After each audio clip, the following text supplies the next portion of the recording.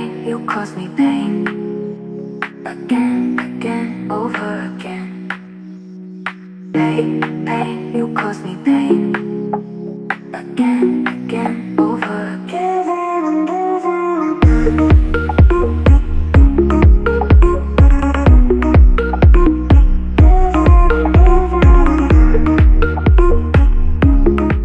Καλησπέρα σας, είμαι η Πεταλάη Χρύσα, στέλεχος διαχείρισης και ανάπτυξης εδώ στο WOC του Κέντρου Επιχειρηματικότητας και Καινοτομίας στο Απιθύτα. Διοργανώσαμε 23 με 25 Μαΐου τον πρώτο φοιτητικό διαγωνισμό επιχειρηματικότητας και είχαμε περισσότερες από 30 αιτήσεις. Ξεφύγαμε από τα κλασικά τμήματα που μέχρι στιγμής δηλώνουν συμμετοχή και είχαμε ομάδες από τη νομική, ΤΕΦΑ και πολλές άλλες σχολές του Απιθύτα.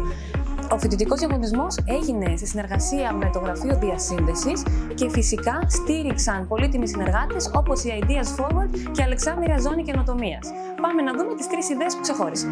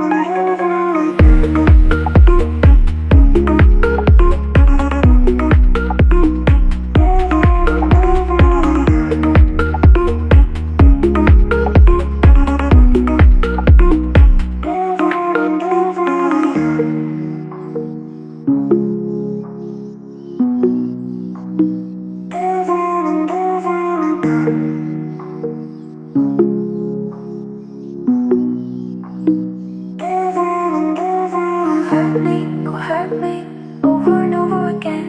You broke me over and over again.